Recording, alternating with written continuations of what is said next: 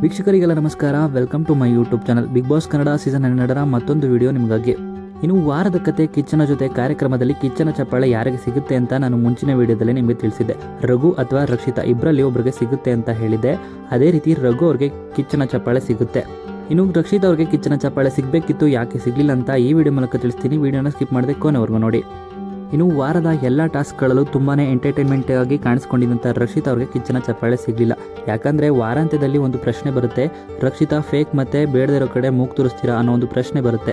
ಇದಕ್ಕೆ ಅಶ್ವಿನಿ ಗೌಡ, ರಿಷಾ ಗೌಡ ಮತ್ತು ಕಾಕ್ರೋಚ್ ಸುದಿ 3 ಜನ ಕೂಡ ಫೇಕ್ ಮತ್ತು ಬೇಡದಿರೋ ಕಡೆ ಮಾತನ್ನು ಆಡ್ತಾರೆ ಅಂತ ಮಾತನ್ನು ಹೇಳ್ತಾರೆ. ಇದಕ್ಕೆ ರಕ್ಷಿತಾ ಅವರು ಯಾವುದೇ ರೀತಿಯ ಉತ್ತರವನ್ನು ಕೊಡೋದಿಲ್ಲ. ಅಲ್ಲೇ ಉತ್ತರ ನಾವು ಕೊಟ್ಟಿದ್ರೆ ರಕ್ಷಿತಾಗೆ ಕಿಚ್ಚನ ಚಪ್ಪಾಳೆ ಸಿಕ್ತಿತ್ತು ಅಂತ ಕಿಚ್ಚ ಸುದೀಪ್ ಅವರೇ ಹೇಳಿದ್ದಾರೆ. ಆ ಒಂದು ಕಾರಣದಿಂದಾಗಿ ನಿಮಗೆ ಕಿಚ್ಚನ ಚಪ್ಪಾಳೆ ಸಿಗ್ತಿಲ್ಲ. ಆದರೂ ಕೂಡ ನಿಮ್ಮ ಬಗ್ಗೆ ಖುಷಿ ಇದೆ. ನೀವು ಎಲ್ಲಿ ಮಾತನಾಡಬೇಕು ಅಂತಿದ್ರೋ ಅದನ್ನು ಮಾತಾಡಿ, ಅದು ಮುಂದಿನದು ಏನಾಗುತ್ತೋ ಆಗಲಿ, ನಾವಿರ್ತೀವಿ. ಆದರೆ ಮಾತನಾಡದೇ ಇರೋದು ತಪ್ಪಾಗುತ್ತೆ ಅಂತ ಕೂಡ ಕಿಚ್ಚ ರಕ್ಷಿತಾಗೆ ಹೇಳಿದ್ದಾರೆ. ಈ ರೀತಿಯಾಗಿ ಕಿಚ್ಚನ ಚಪ್ಪಾಳೆ ರಕ್ಷಿತಾಗೆ ಮಿಸ್ ಆಯಿತು ಅಂತಲೇ ಹೇಳ್ಬೋದು.